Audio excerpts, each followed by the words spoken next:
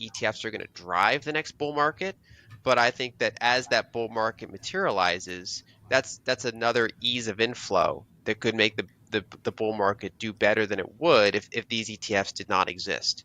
And so it's money tends to chase price, ironically. So it's like I think that the next bull market probably comes from the same types of directions that the prior bull markets came from when you've been in a bear market for a while, and a lot of those loosely held coins have gravitated towards the stronger hands that are only going to come out with like a 5x increase. Macroeconomics expert and author Lyn Alden highlights the pivotal role of ETFs in driving the forthcoming bull market.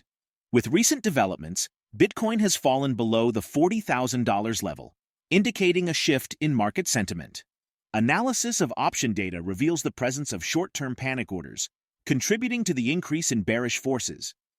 Peter Schiff, a well-known critic of Bitcoin, took to X to express his bearishness, mainly focusing on the ProShares Bitcoin Strategy ETF. This ETF, which tracks Bitcoin futures, has declined over 50% in just over 2 years since its launch in October 2021. Schiff sees other ETFs witnessing the same fate. Global investment bank J.P. Morgan has warned of additional outflow from Grayscale's Bitcoin fund, cautioning that it will put further pressure on Bitcoin prices over the coming weeks.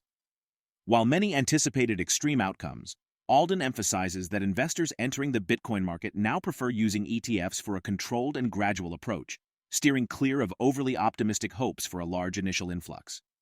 Despite the heavy sell-off, the 9 newly launched ETFs have accumulated more Bitcoin than Grayscale has sold over the same period, as their assets under management hit $4.1 billion within 6 days of trading.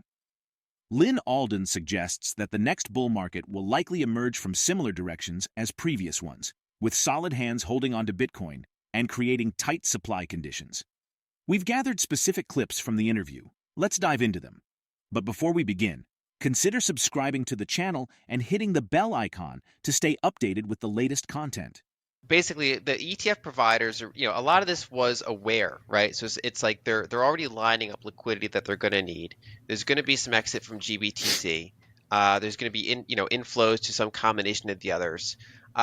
So I had a really big range where nothing would be surprising. If we had a $5,000 candle, if we had a big sell the news event, but the other kind of signal was there are so many people calling for either a God candle or a sell the news event.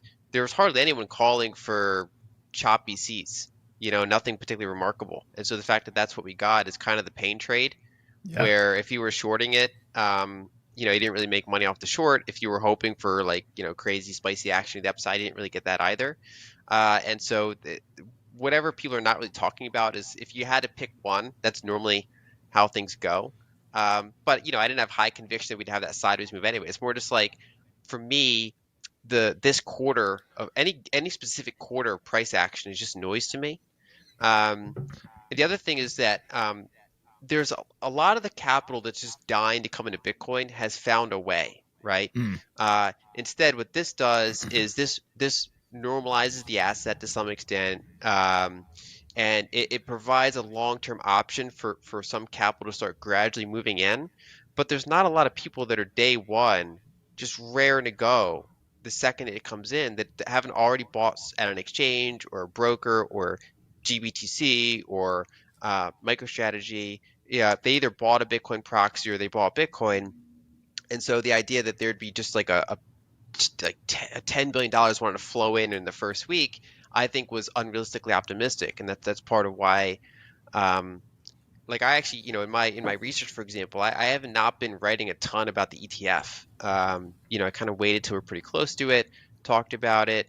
My next report's going to obviously update some of the things that have happened since then, but it's not been this giant recurring theme of mine because it's just, in my view, it's not one of the key variables, even though it is a variable among many.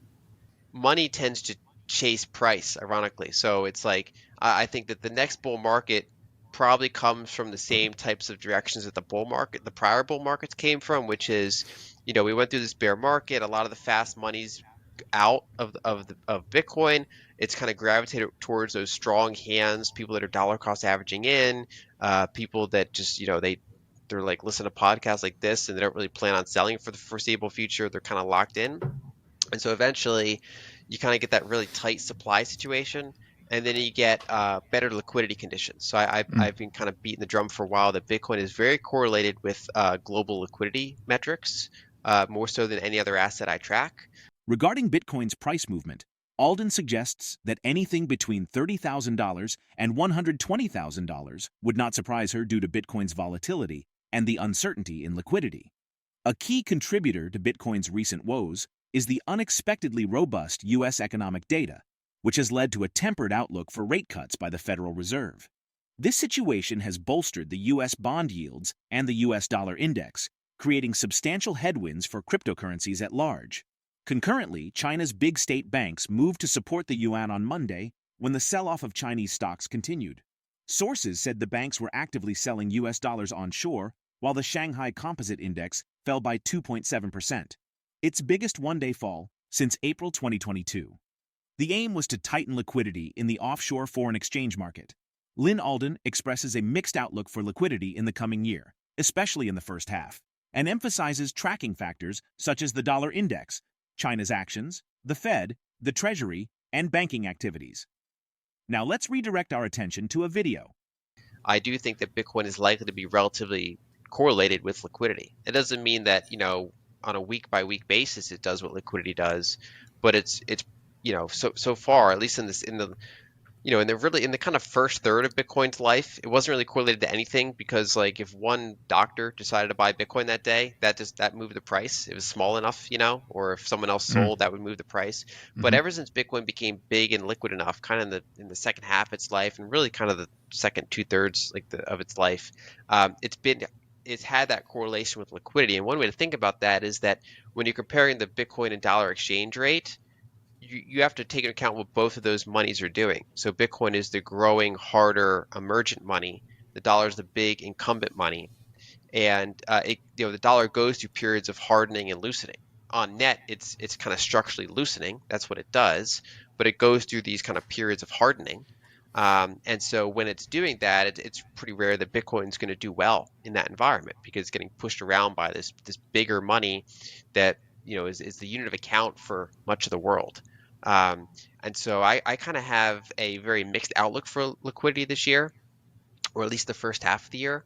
And so when people ask me what I think Bitcoin's going to do, I keep giving kind of a 2 year view because I think I have better visibility on what happens in the 2 year view. I think that liquidity is probably higher 2 years from now than it is now. But over the next 6 months or 9 months or 12 months, I don't really have a firm view on that. And so that's why I'm maybe a little bit more cautious around my statements than a lot of other Bitcoin bulls are, um, because nothing between $30,000 and $120,000 would surprise me. Because one is Bitcoin's that volatile, and two, liquidity is that uncertain in this calendar year, at least in my opinion.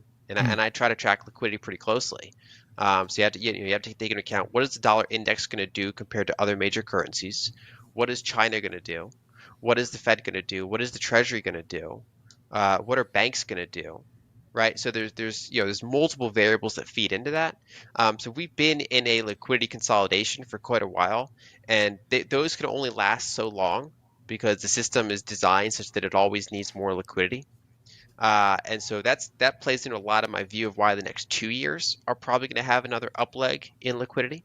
And we are off the highs in liquidity, which occurred back in late 2022. So it's not that I think liquidity is going to be terrible. It's just I don't know if we're going to have like a big vertical move in liquidity, which if that were to happen, I think we get that big vertical move in Bitcoin most likely. But I don't know if that happens this year, next year, maybe between the 2 years, some point. And so that's kind of how.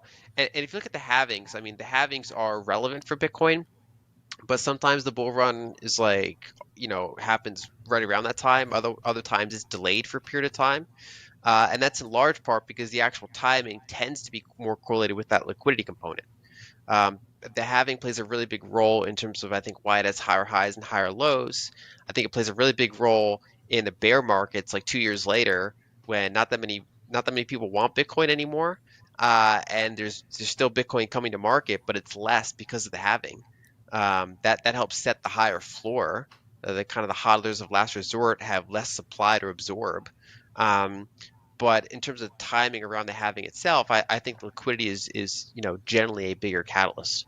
In a crypto market sell-off, the cryptocurrency market experienced a substantial downturn on January 22nd, with over $100 million liquidated in the last 24 hours, driven by waning investor risk appetite. The overall market maintains a delicate balance between long and short-focused positions, setting the stage for a tense and competitive trading environment. What is your stance? Your input is valuable. Share your thoughts in the comments. If you found this content helpful, give it a thumbs up, and remember to subscribe to stay updated. Thank you for being a part of this journey with us.